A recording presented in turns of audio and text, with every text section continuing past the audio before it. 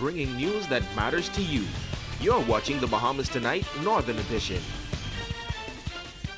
Welcome back. It is a back-to-school story of a different kind. A Grand Bahama businessman who fell into hard times several years ago is now doing his part to help others who are in need. Shashina Roll has his story. You may remember Godfrey Wilson. He made headlines as he stood outside the entrance of a construction site, holding a sign and asking for a job despite being a licensed contractor. Back then, he shared with the world how he faced economic hardship and wasn't receiving much help.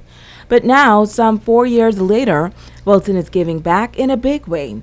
500 young boys between the ages of 5 and 12 years old are eligible to receive a free haircut and back-to-school supplies, and that's thanks to this community-minded citizen. The owner of Ducor Construction, Godfrey Wilson, says this is all about giving back to those who need it most, and he shares how students can take advantage of this opportunity. Mothers them who cannot afford, but it's right here on Grand Bahama, so you could get your kids' haircut back to school, fresh haircut back to school for them, and giving away some school bags on the 24th, start from the 24th to the 2nd. So you have great opportunity to redeem the coupons from Freeport News in the Freeport News Wednesday and Thursday of next week, the 31st. 2 barbershops are partnering to help make this initiative possible. Kingsley Wilson and Bart Jones of Fresh Cut say they are pleased to give back to the young men in the community. I know we have a lot of underprivileged kids out there who really could use the help, and I thank the sponsor for coming at Fresh Cut and considering Fresh Cut to be the favorite barber to give this 500 books, pencils, shoes, school bags, whatever you need for the children. Come to Fresh Cut, and we have 500 plus. If it's giving free haircuts back, I don't mind. Besides, the kids really need it. Torio Wright of LaCaze Barbershop says that he's also excited about being a part of this kind gesture. Rough right now on this time. We'll try out with the parents, with their kids, you know what I mean? Ain't nothing happening right now. They're a little slow, so we try and do something for them, you know, help them on some type of way. Shashina Roll, ZNS Network News. Police officials with a back-to-school message as the Broadcasting Corporation of the Bahamas continued its series of live radio programs promoting the 2nd annual book drive competition. Among the guests Wednesday was Assistant Superintendent of Police Teresita Pinder.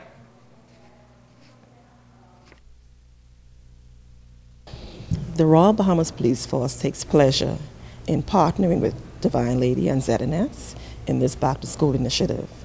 What we've been discussing this morning is the role in which the police plays in the back-to-school when it comes to traffic initiatives, when it comes to policing our schools and assisting the schools with the students, when it comes to giving safety tips with parents and how to monitor what's going on with their students, with their children and the schools.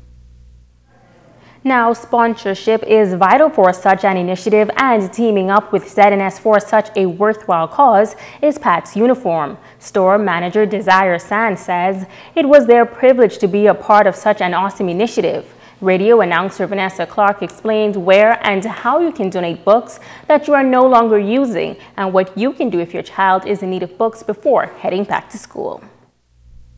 The partnership with Pats and ZNS. Pats Uniform is sort of like a one-stop shop where they would come, they would shop, and when they hear about the book drive, they would leave their books, and then we would contact ZNS and do the drop-off. Every day, we send the books down to the Evangeline Jervis Community Center. They've agreed to be our distribution center for this back-to-school book drive 2017.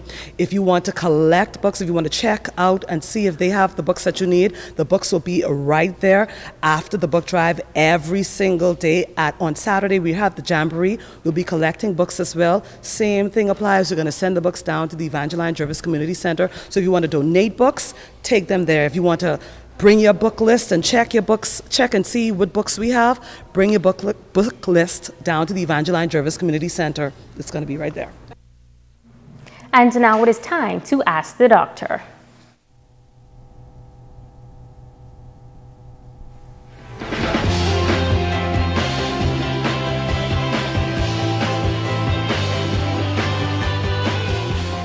Hi and welcome. I'm Dr. Monique Pratt. Judy T. from Nassau asked, my friend told me that he has severe muscle pains for the past 2 days after lifting weights at the gym. Should he see a doctor? Thank you for your question. It seems that your friend might have overworked himself at the gym, and some muscle injury and strain might have occurred. It is possible that he may have a condition known as rhabdomyolysis. This is a serious syndrome due to direct or indirect muscle injury.